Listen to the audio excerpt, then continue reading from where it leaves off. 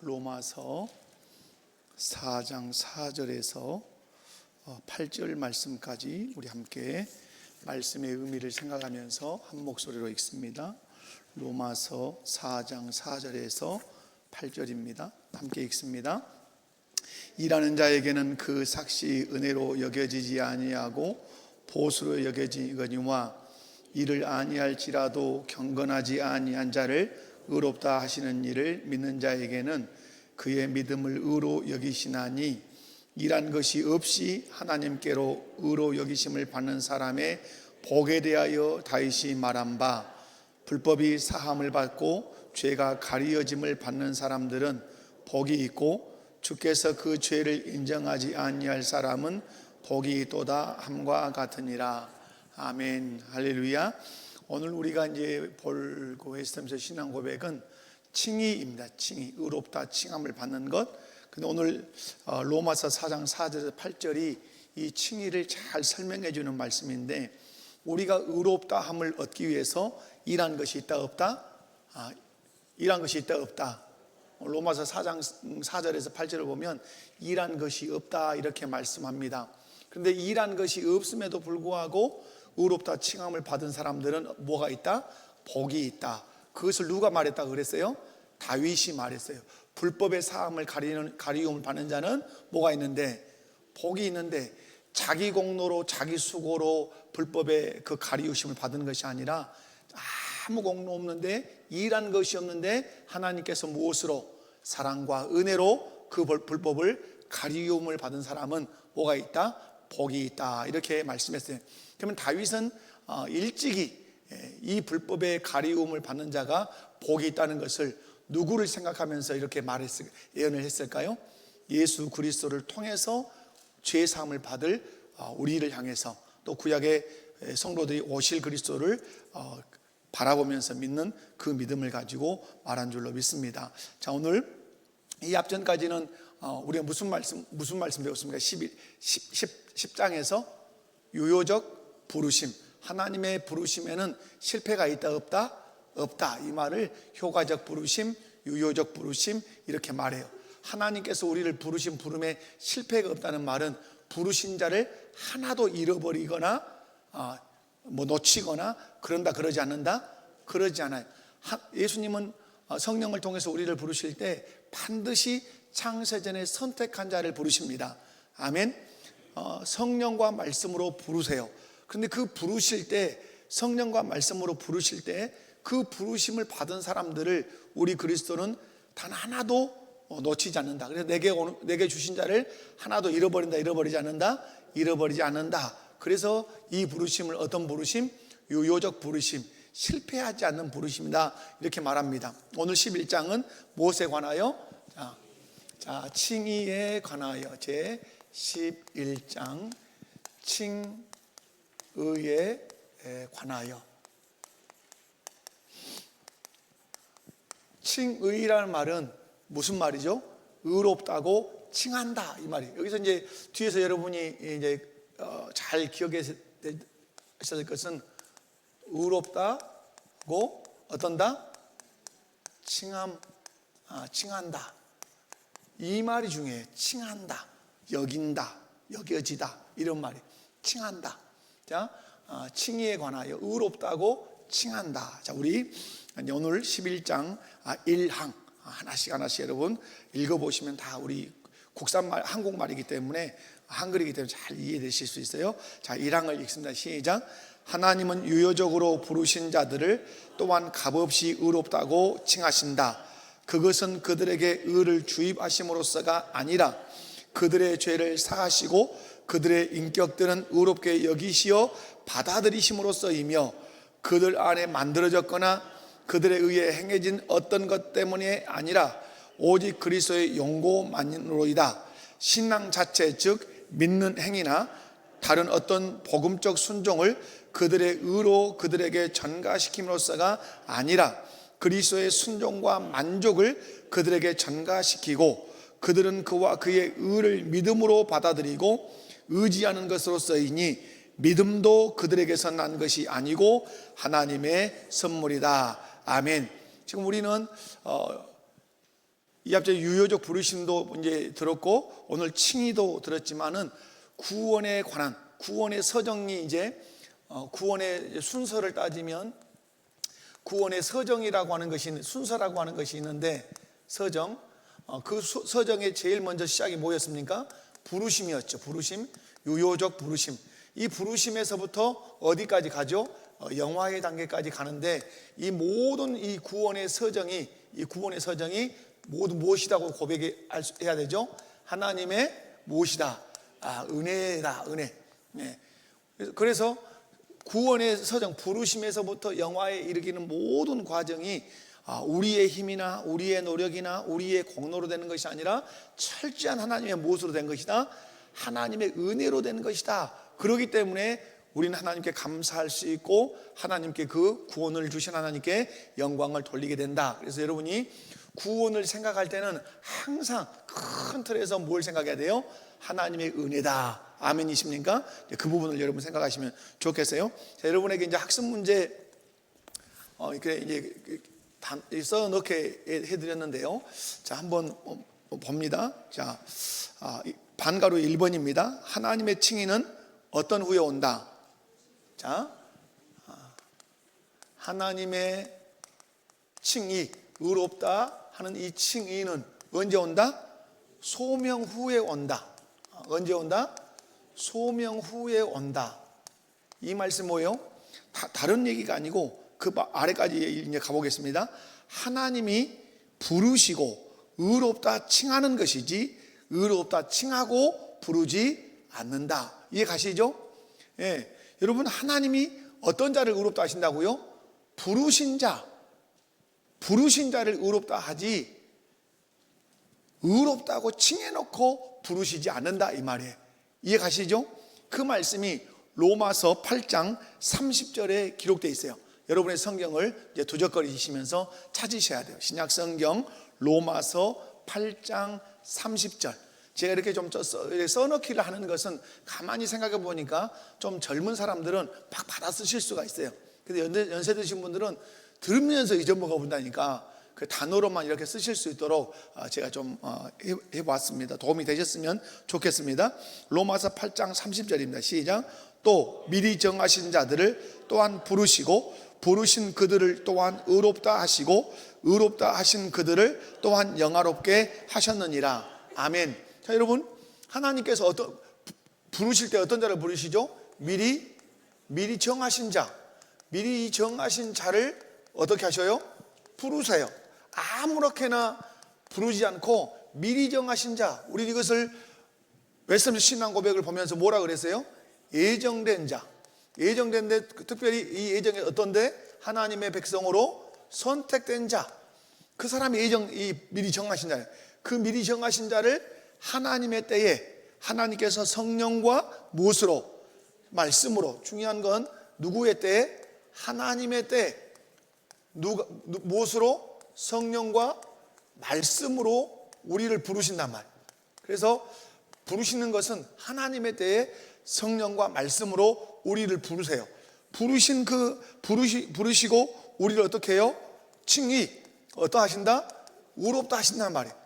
부르신 자들을 의롭다 하세요. 의롭다 하신 이들을 어떻게 해요? 성화를 거쳐서, 여기 포함된 거예요. 성화를 거쳐서 어떻게까지 간다? 영화는 누구를 담는 상태예요? 예수 그리스도를 담는 상태. 이때가 우리가 어디 가 있는 상태? 천국에 가 있는 상태. 그러면 의롭다 칭함을 받아서 천국에 간 상태에서 우리가 해야 하는 일이 뭐죠? 성화되어야 되죠. 거룩하게 변화되어야 간다. 그런데 여러분, 부르실 때도 무엇과 무엇으로 부르셨어요? 대답을 잘 하셔야 돼요. 자, 이거 우리 예수님의 신앙 고백을 지금 다루고 있기 때문에 입으로 계속 고백해야 돼요. 말해야 된다 이 말이에요. 아멘이십니까? 우리를 부르실 때 하나님의 때에 누가? 성령으로 뭘 통해서? 말씀으로 우리를 부르신단 말이에요. 그런데 그 부르신 그들을 어떻게 하신다고요? 믿음을 주셔서 의롭다 하신단 말이에요. 그 의롭다 칭함을 받고 난 이후에 천국에 들어갈까지 우리가 거쳐야 할 중요한 구원의 서정 가운데 하나가 뭐예요? 성화예요. 성화라는 말은 변화된다는 말이에요. 변화. 무엇이? 우리의 내면이, 우리의 심령이, 우리의 인격이 어떤다고요? 변화돼요. 그런데 이 변화의 주체가 또한 누구시다? 동일하게 누가? 성령께서 무엇을 통해서? 말씀을 통해서 우리를 변화시켜 주시는 거예요. 아멘. 그러므로 우리가 날마다 성령 충만해야 돼요. 그리고 날마다 말씀을 사랑하고 말씀을 묵상하고 말씀을 배우고 말씀을 지켜야 돼요. 그렇게 할 때 그 말씀이 내 삶의 원리가 될 때 내가 어떻게 된다고요? 변화돼요. 머리로만 아는 말씀은 나를 변화시킬 수 없어요. 머리로만 알았던 그 말씀이 내 감정을 흔들고 내 의지를 움직일 때 내 내면과 내 심령과 내 인격과 내 삶이 어떨 수 있다? 변화. 다시 말해서 점점 거룩하게 성화되어 간다는 사실이에요. 여러분이 기억하실 것은 하나님의 칭의는 어떤 후에 온다? 소명 후에 온다. 그래서 하나님이 부르시고 의롭다 하시지 의롭다 해놓고 부르시지 않는다 이 말이에요. 아멘이십니까? 이 말은 만세전에 택한 자라 할지라도 그가 반드시 거쳐야 되는 것이 있어요. 그게 뭐죠? 예수 그리스도의 십자가와 부활을 지나와야 된다는 뜻이에요. 아무리 만세전에 택함을 받은 자라 할지라도 죄 아래 태어나서 다 죄인으로 있었기 때문에 예수 그리스도의 십자가와 부활을 거쳐서 죄 용서함을 받아야, 그죠? 받아야 어떠죠? 의롭다함을 받을 수 있는 거죠. 그래서 여러분이 하나님의 칭의는 언제 온다? 부르신 후에, 소명 후에 온다. 하나님이 부르시고 의롭다고 칭하는 것이지 의롭다 칭해놓고 부르지는 않는다. 자, 반가로 2번으로 가겠습니다.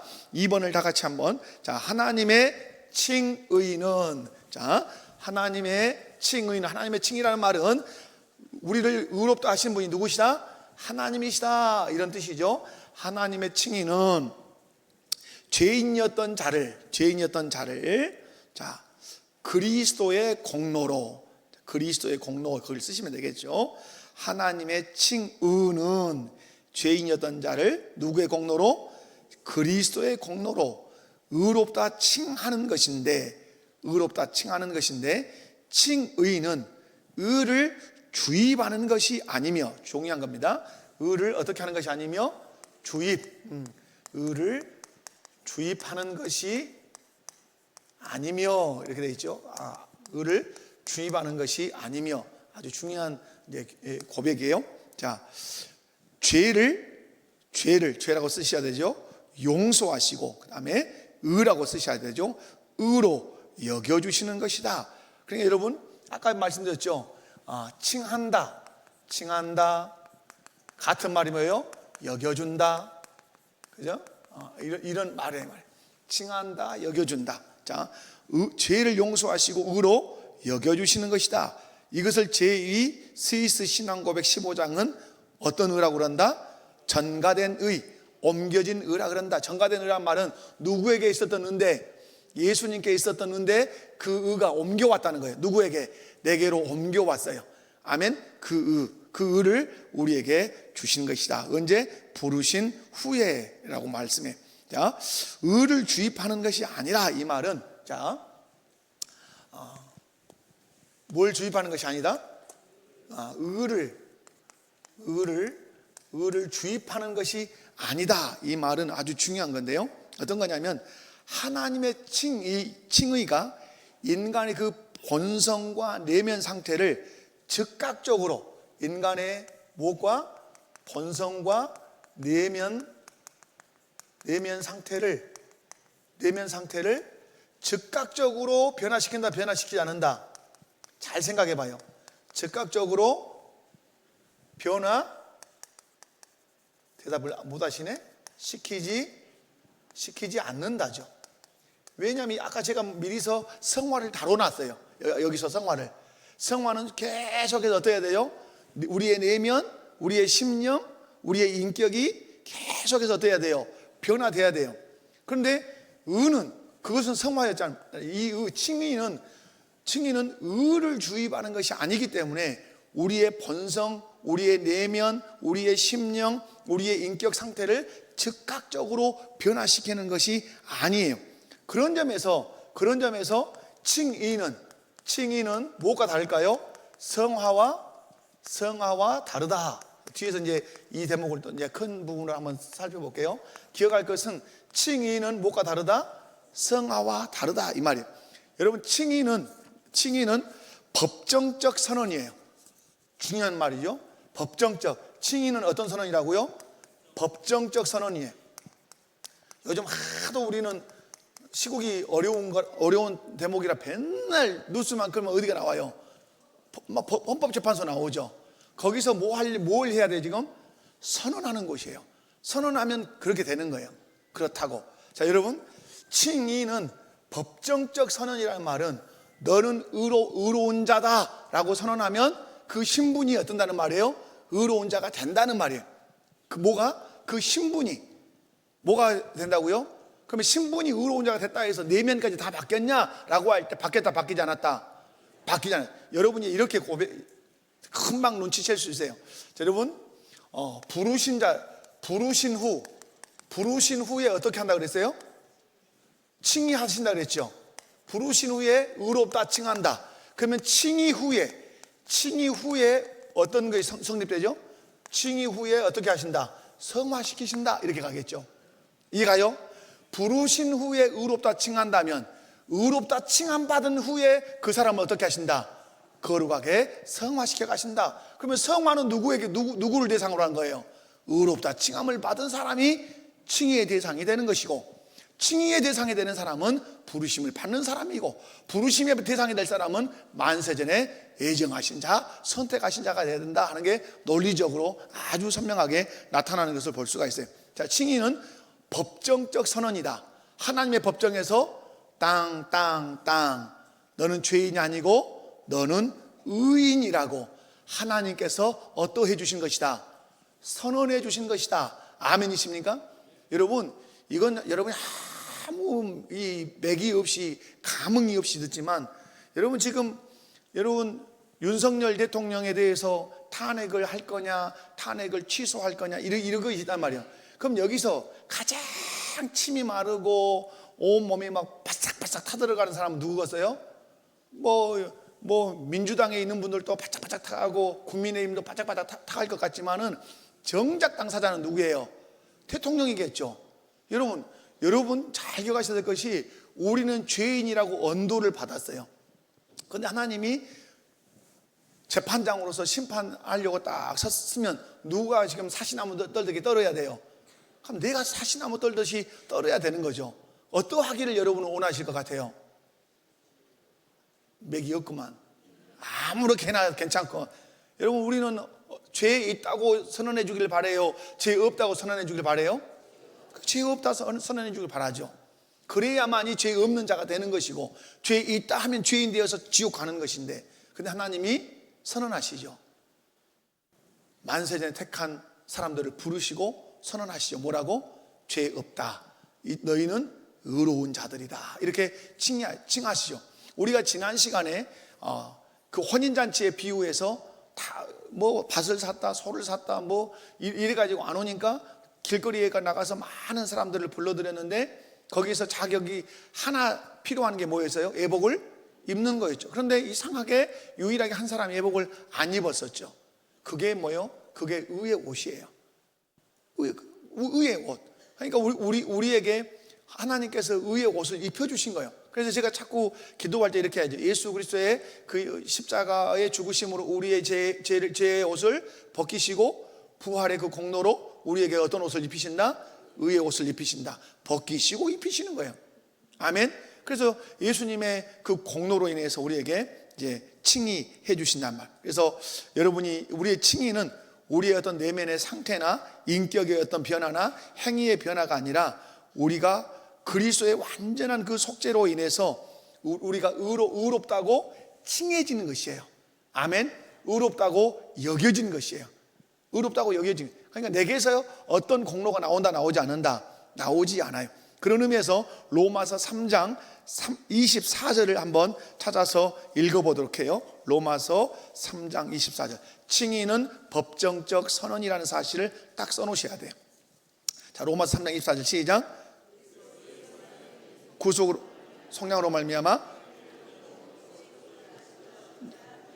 자, 그리스도 예수 안에 있는 성령, 그 구속, 그것으로 말미암아서 하나님의 은혜로 값없이 의롭다 하심을 어땠다?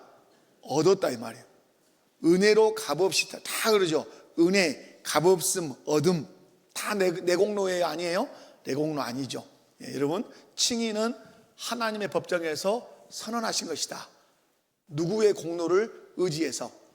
예수님의 공로를 의지해서 누가? 성부 하나님이 선언하시는 것이다. 그래서 칭의는 법정적 선언이다. 자, 두 번째는 의는, 이 의는 의의 의는 외적인 전가, 이렇게 보시면 의는 뭐라고요? 전가, 의의 전가 사상 아주 중요하죠. 자, 의는 외적인 전가, 이렇게 전가다. 2번 할게요. 1번 칭의는 무엇이다? 법정적 선언이다. 선언이다. 의는 외적인 전가다. 이 말은 뭐예요? 내면을 바꾼다, 바꾸지 않는다. 내면, 여기 우리 신앙 고백에서 의를 우리 내면에 주입하는 것이다, 주입하지 않는 것이다. 주입하지 않, 우리 내면을 변화시키는 게 아니라 의는, 칭의는 어디에 대한 변화예요? 외적인 옷을 입혀주신 거예요. 그렇게 이해하시면 가장 좋아요. 옷은 입었지만 내면은 아직도 타락한 본성이 있어요, 없어요? 있어요. 그래서 뭐가 필요하다? 성화가 필요한 것이죠. 그래서 칭의는 외적인 전가. 누구의 공로? 예수 그리스도의 공로를 우리에게 전가시켜 주신 거예요. 자, 그런 의미에서 고린도후서 5장 21절을 함께 읽어보도록 하겠습니다. 자, 고린도후서 5장 21절입니다. 자, 전가라는 말이 아주 중요한 거죠.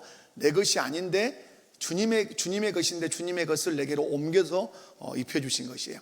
자, 고린도후서 5장 21절 시작.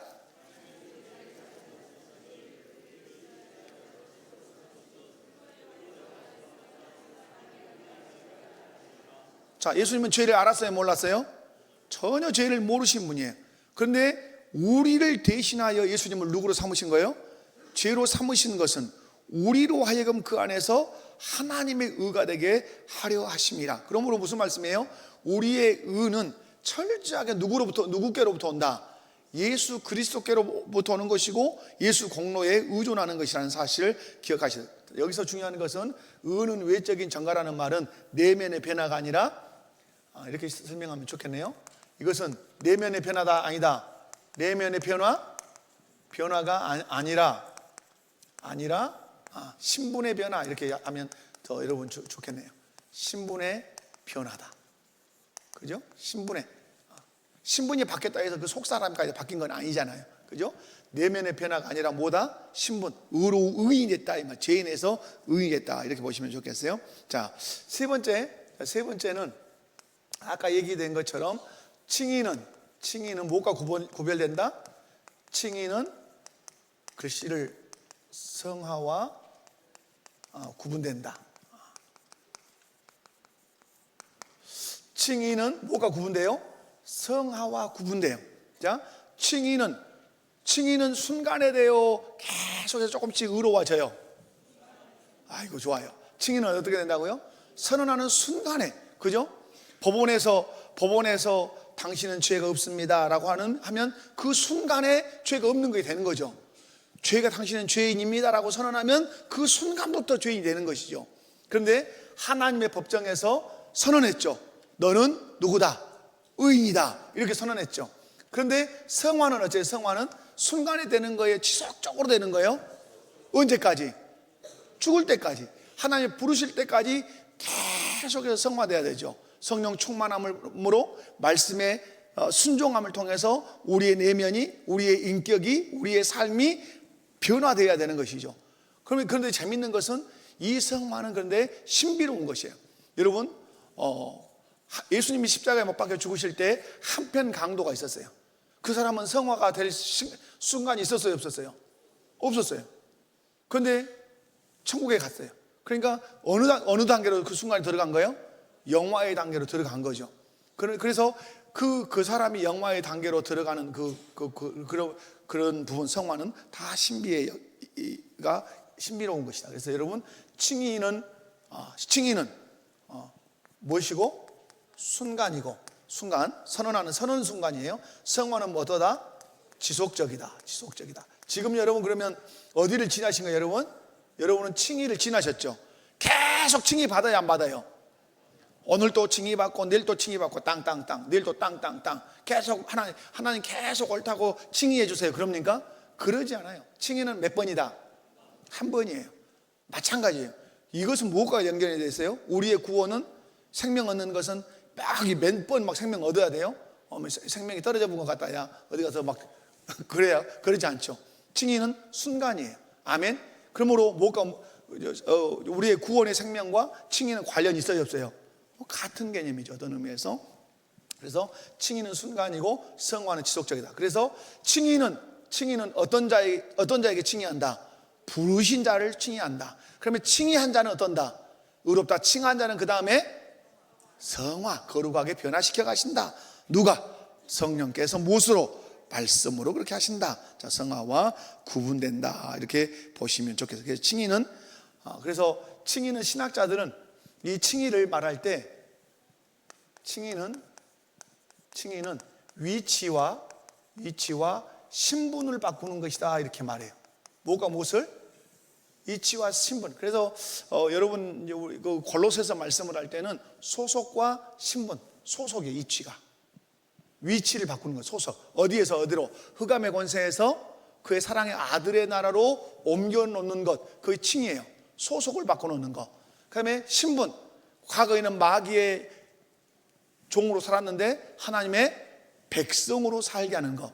여러분이 이 부분을 제가 청년들 이제 설교 들어갔을 때 그 부분을 이제 설명을 하면서 꼭 잊지 마라 했던 것이 이제 그거예요. 우리는 아무렇게나 해도 괜찮다고 이렇게 생각하는데, 여러분, 그 위치, 여기 방금 칭의는 뭘 바꾼다?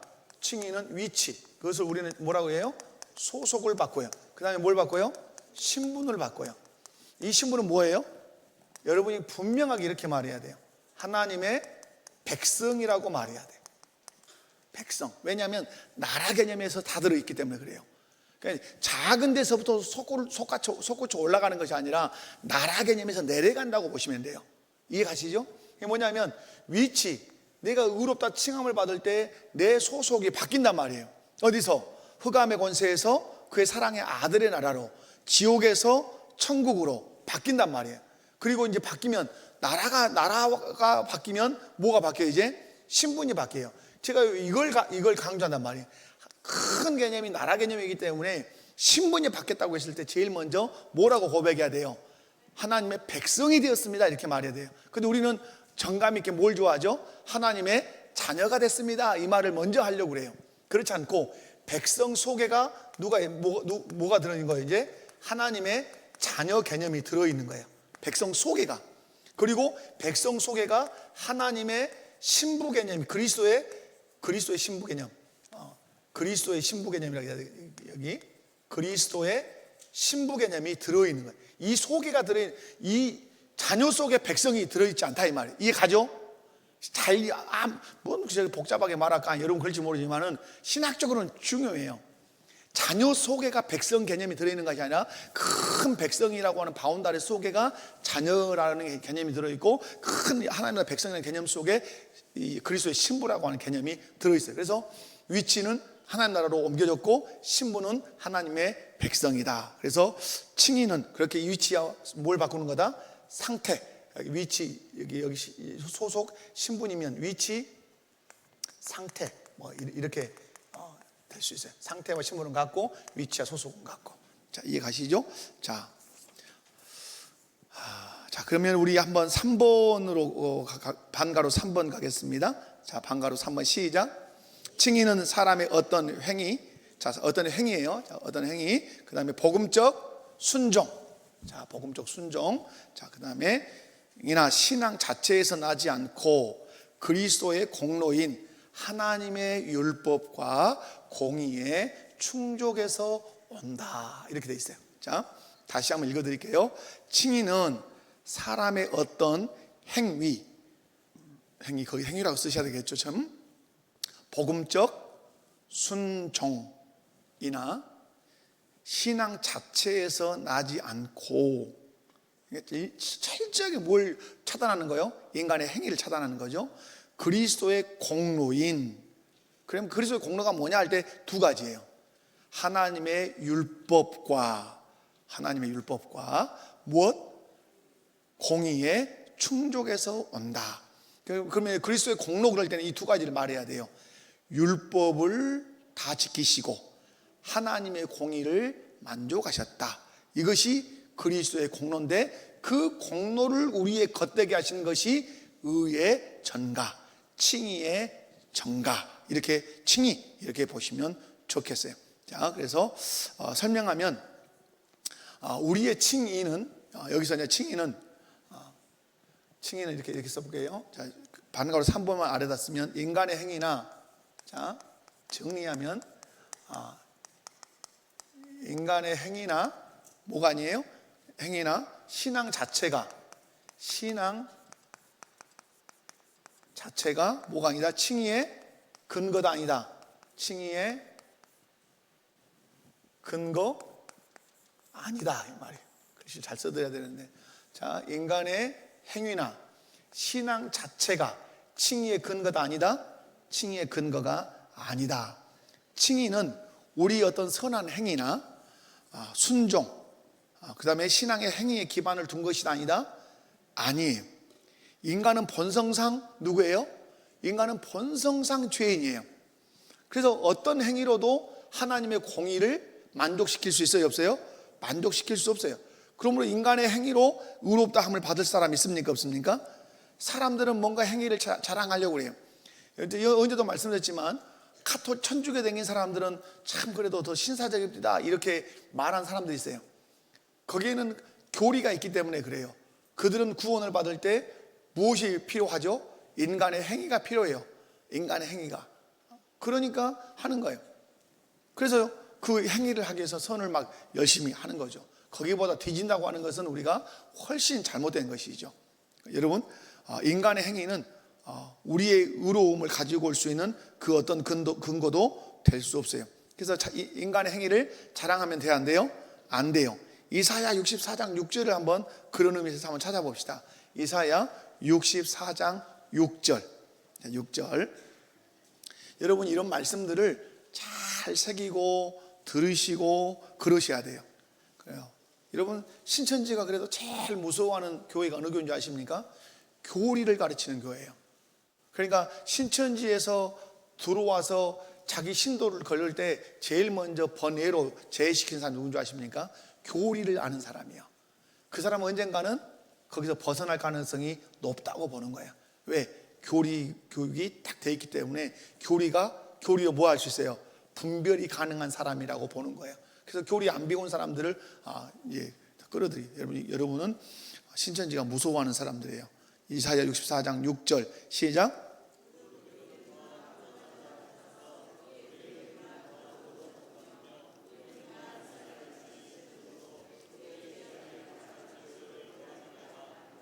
아멘. 우리의 행위에 대해서 이사야가 뭐라 그래요? 우리가 인간이 뭔가 한다고 하는 것은 다 못 같은 거라고요? 더러운 옷 같은 거라 이 말. 자랑할 것이 있다 없다? 자랑할 것이 아무것도 없어요. 인간의 행위는 하나님 앞에서 그냥 더 죄인인 것을 드러낼 뿐이에요. 중요한 말이죠. 우리가 뭔가를 선하게 한다고 막 말하는 것은 더 우리가 죄인이라는 사실을 드러낼 뿐이지 선함을 드러낼 수는 없다. 그런데 여기서 보면 이제 여러분, 여기는 좀 이해가 갈 수 있어요. 인간의 행위는 칭의의 근거가 될 수 없다. 그런데 어떤 말이 나와요? 신앙 자체가 칭의의 근거가 되지 않는다. 그럼 신앙이라는 말은 뭐예요? 믿음이란 뜻이에요. 믿음. 우리가 믿는 그 믿음도 칭의의 근거가 되지 않는다. 이 말은 그럼 믿지 말란 말이냐? 그 말이 아니에요. 믿음은 칭의를 가지고 오는 도구일 뿐인데 그 믿음까지도 누가 주시는 것이다? 하나님이 뭘로 주시는 것이다? 선물로 주시는 것이다. 이렇게 말하고 이 교리가 담고 싶어 하는 거예요. 그런 의미에서 여러분, 에베소서 2장 8절에서 9절을 함께 찾아봐요. 자, 에베소서 2장 8절에서 9절. 이 대목은 여러분 너무 잘 아시죠? 자, 에베소 2장 8절 9절 시작. 구원을 받았으니 이것이 너희에게서 나는 것이 아니요 하나님의 선물이라. 분명히 여러분, 분명히 무엇으로 구원을 받죠? 근데 그 앞에 뭐라고 써놨어요? 은혜에 의하여 믿음으로예요. 그러니까 믿음도 무엇으로 준 거예요? 은혜예요. 믿음도. 아멘. 믿음도 은혜. 그런데 그 은혜로 주신 그 믿음이 나를 뭐하게 해요? 구원받게 해요. 근데 이것이 너희에게서 나는 것이 아니요 하나님의 무엇이다? 선물이다. 그러므로 신앙 그 자체가, 내가 믿는다고 하는 어떤 그 행위 자체가 우리 칭의의 근거가 된다, 되지 않는다? 되지 않는다, 이 말이. 그것은 그냥 도구일 뿐이다, 이렇게 이해가 하시면 좋겠어요.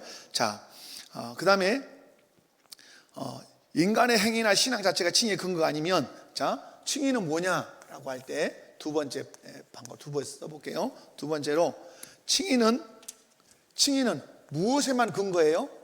칭의는 그리스도의 공로에만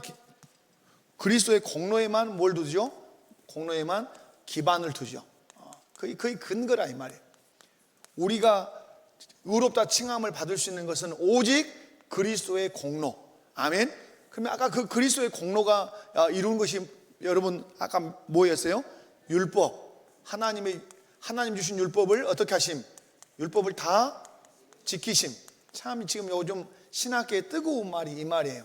율법을 다 지켰다는 것 가지고 신학계 논쟁이 많아요. 그리고 그 다음에 뭐죠? 공의의 충족. 공의를 충족시켰다.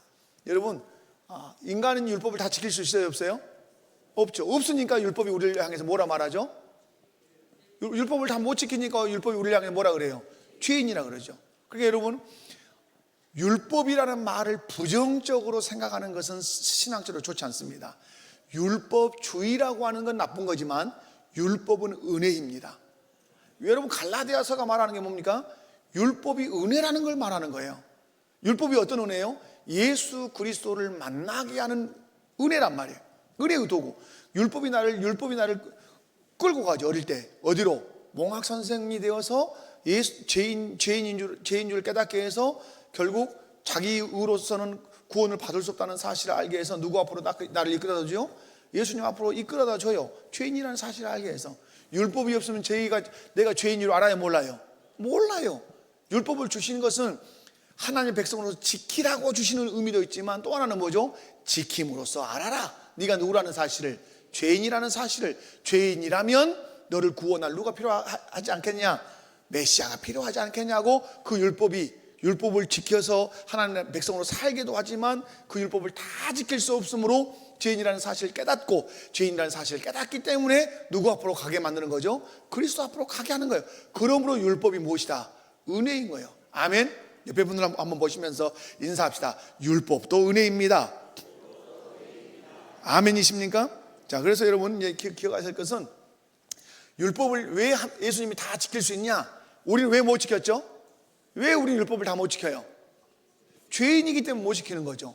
사도 바울이 얼마나 율법을 지키려고 애썼던 사람이에요. 다 지켰다고 생각했는데 에그머니 어디서 걸렸어요? 탐심의 법에서 걸렸죠. 겉으로 하는 건 다 지켰어요. 사도 바울이. 부모 공경해라, 간음하지 마라, 도둑질 말하지 마, 살인하지 마라, 우상 숭배하지 마라. 다 외적으로 하는 건 다 지켰다고 생각했어요. 그런데 어디서 딱 걸린 거예요?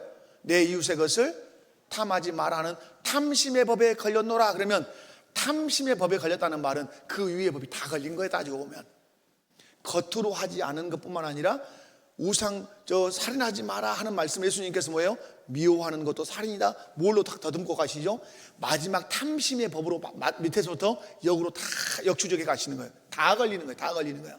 그죠? 그래서 뭐라 그러죠? 오호라, 나는 공고한 자로다. 이 사망의 법에서 누가 나를 건져내라. 그러죠.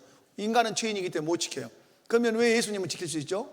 지키심으로 두 가지를 보이시는 거예요. 지키심으로 내가 메시아다.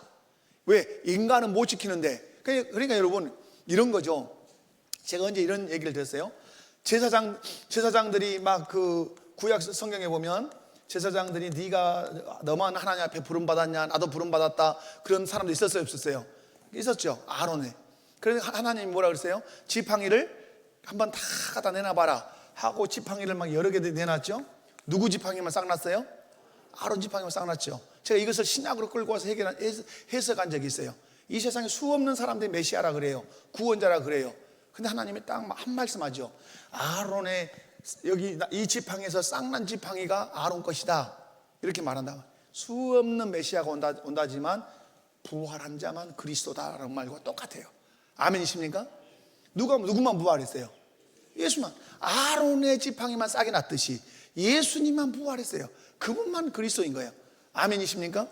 그래서 여러분이 기억을 하셔야 될 것들은, 그래서 예수님께서 왜 이 율법을 다 지키시냐? 지키심으로 뭐예요? 나는 죄 없는 메시아다. 메시아만 지킬 수 있는 거예요. 그러니까 자기 자신이 메시아이신 것을 증명하시는, 지키심으로. 또 하나는 뭐예요? 지키심으로 우리가 지키지 못하는 것을 지켜주신 거예요. 그것이 우리의 의가 되도록. 아멘. 그래서 여러분, 예수님이 하나님의 율법을 완전하게 지키셨고, 그 다음에 뭐예요? 공의의 충족이다 하는 것은 뭐죠? 속량. 십자가에서 뭐 하신 거예요? 피 흘려 죽으심으로 그 죄값을 다 받으신 거예요. 공의의 속량. 이 두 가지를 여러분 이제 예수 그리스도의 못으로 기억을 하셔야 된다. 여러분이 공로로 꼭 기억하셔야 된다. 우리 죄를 다 대신 짊어지셨다 하는 것이에요. 자, 세 번째로 이제 가면 그겁니다. 자, 세 번째 여기 하고 마칩시다. 이제 앞에서 설명을 했는데요. 율법과 공의의 뭐예요? 충족. 율법과 공의의 충족. 이것이 예수 그리스도가 이루신 뭐라고요? 공로. 율법을 다 지키시고 하나님의 공의를 십자가를 지심으로 만족시킨 것이 누구의 공로다? 예수님의 공로예요. 그 공로를 우리에게 전가시켜 주는 걸 우리 뭐라 그런다? 칭의라, 이렇게 하는 거예요. 여러분, 그렇게 이제 이해하시면 좋겠어요. 자, 그래서 고린도후서 5장 21절을 함께 읽어 보도록 합니다. 고린도후서 5장 21절. 자, 율법의 요구를 온전히 이루시고 우리를 대신하여 십자가에 못 박혀 죽으심으로 하나님의 공의를 만족시켰다. 그래서 예수 그리스도는 하나님의 공의를 만족시키고 율법을 완전히 다 지키셨기 때문에 하나님께서는 우리를 의롭다고 선언하시는 것이죠. 다시 읽습니다. 시작. 우리 대신하여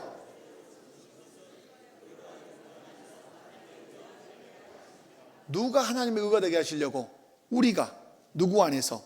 예수님 안에서 하나님의 의가 되게 하시려고 예수님을 우리 대신 죄로 삼으셨다. 아멘. 자, 그래서 칭의는 인간의 어떤 노력으로 된다, 안 된다? 안 된다. 선행으로 안 된다. 노력으로 안 된다. 전적인 하나님의 은혜와, 자, 중요한 말이에요. 칭의는 전적인 뭐라고요? 그죠? 이게 이제 바탕이에요. 전적인 하나님의 은혜. 자, 하나님의 은혜로 된 것이고, 또 하나는 뭐예요? 또 하나는 누구의 공로로? 예수님의 공로로 된 거다. 공로를 말할 때는 몇 가지를 말해야 된다? 크게 두 가지를 말해라. 하나는 뭐다? 율법을 다 지키심. 또 하나는 하나님의 공의를 만족시키심. 공의는 어디서 만족시키죠? 십자가를 통해서 공의를 만족시키셨다. 그 의를 우리에게 전가시켜서 하나님 아버지가 우리를 어디서? 하나님의 그 법정에서 의롭다 선언한 거다. 마지막 반가로 4번 여기만 읽고 마치겠습니다. 시작. 믿음으로 받아들이는데, 그리스도의 공로를 우리는 뭘로 받아들여요? 믿음으로 받아들이는데, 이 믿음 역시 무엇이다? 하나님의 선물이다. 할렐루야. 우리는 그리스도의 공로를 뭘로 받아들이는데? 믿음으로 받아들이는데, 이 믿음 또한 하나님이 우리에게 뭘로 주신 것이다? 선물로 주신 것이다. 그래서 구원은 전적으로 하나님의 은혜에 기초하는데, 우리의 무엇조차도, 우리의 믿음조차도 하나님께서 주시는 선물이라고 하는 사실을 의미해요. 이게 하나님의 선물이라고 하는 의미는 크게 세 가지로 정리할 수 있는데, 제가 그냥 세 가지만 읽어볼게요. 믿음은 인간의 공로나 사경에서 비롯되지 않는다. 자, 이 믿음은 인간의 공로나 사경에 비롯된 것이 아니다. 왜? 인간은 스스로 하나님을 찾을 수 있거나 참된 믿음을 소유할 수 있는 존재가 전적으로 타락했기 때문에 그래요. 자, 두 번째는 믿음은 하나님의 주권적인 역사로 이루어진다. 내가 갖고 싶어 갖는 것이 아니라 하나님의 주권적인 불가항력적인 그 은총으로 우리에게 주실 때만 받을 수 있는 것이다. 그래서 구원의 전 과정은 제가 처음에 시작했죠. 구원의 전 과정, 부르심에서부터 영화에까지 부르심의 전 과정을 우리 한마디로 말한다면 무엇이다? 그렇죠.